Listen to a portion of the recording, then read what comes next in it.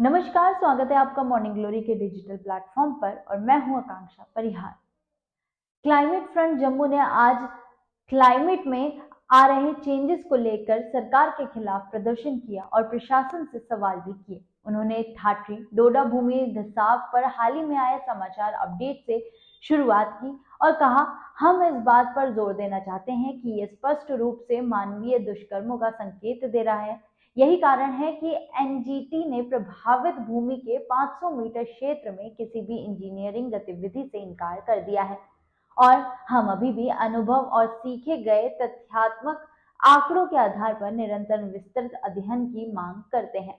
हिमालय के समान क्षेत्रों में होने वाली अन्य भूमि धसाव की घटनाओं से, क्योंकि ये घटना हर साल खुद को दोहराने के लिए बाध्य है। वहीं क्लाइमेट फ्रंट जम्मू ने अमरनाथ गुफा तक मोटर योग्य सड़क के निर्माण के अधिकारियों के नवीनतम निर्णय पर अपनी गंभीर चिंता व्यक्त की।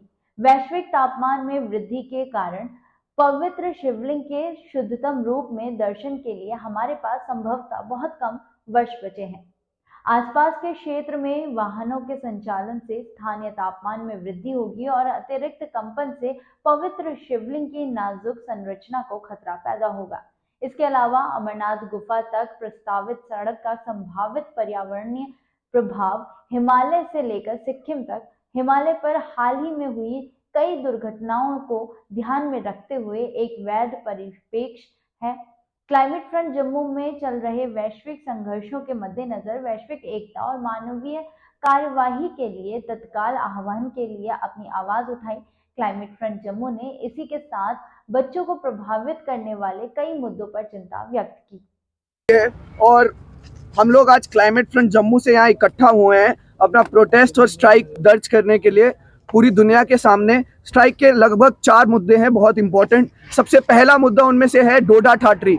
फरवरी में डोडा में ठाठरी जिले में नई बस्ती में एक जमीन ढही थी, लगभग 14 फैमिलियां बेघर हो गई थी और उसके बाद एनजीटी और यहाँ के सिविल एडमिनिस्ट्रेशन का एक पैनल बना था जिसकी रिपोर्ट अभी 4-5 दिन पहले आई है। उस रिपोर्ट के मुताबिक ठाठरी में 500 मीटर के अंदर कोई भी इंजीनियरिंग एक्टिविटी नहीं की जाएगी। 4 फैमिलियों को मुआवजा दिया जाएगा। लेकिन क्या ये इनफ है?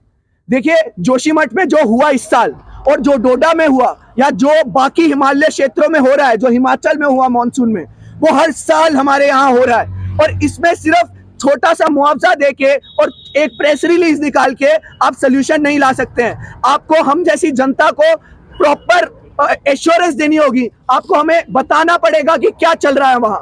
और डोडा में जो हुआ उसको प्रॉपरली रिसर्च करके काम किया जाएगा। इसके अलावा जो दूसरा मुद्दा हमारा है वो है इसका अमरनाथ यात्रा का। देखिए, बाबा अमरनाथ की जो यात्रा होती है वो हर साल हमारे जम्मू की एक बहुत ही अहम पिलग्रिमेज में से एक है। जम्मू कश्मीर के इस पिलग्रिमेज में अगर रोड जाती है तो सबको पता है ब्लैक कार्बन क्या होता है। आज लद्दाख की बर्फ पे काला कार्बन है, काली बर्फ हो गई है, बर्फ पिघल रही है। और अमरनाथ में शिवलिंग बर्फ से बना है। हमारे बुजुर्गों ने, हमने तो वो अमरनाथ का शिवलिंग देख लिया, लेकिन क्या आने वाली जनरेशन वो देखेगी? हमारा शिवलिंग, हमारे अमरनाथ खतरे में है अगर वहां तक रोड जाती है और वहां पे ट्रैफिक स्टार्ट होता है। वहां प्लास्टिक जाएगा, लोग वहां पे ज्यादा जाएंगे। और देखिए, केदारनाथ में जो हुआ वो सबको भूलना नहीं चाहिए। तो हमें क्या उसी तरीके से डेवलपमेंट करनी चाहिए हमारे यहाँ और उसी तरीके से इकोनॉमिक फोकस पे जाना चाहिए, या फिर ये श्राइन की सैंक्टिटी को बचाने की कोशिश करनी चाहिए?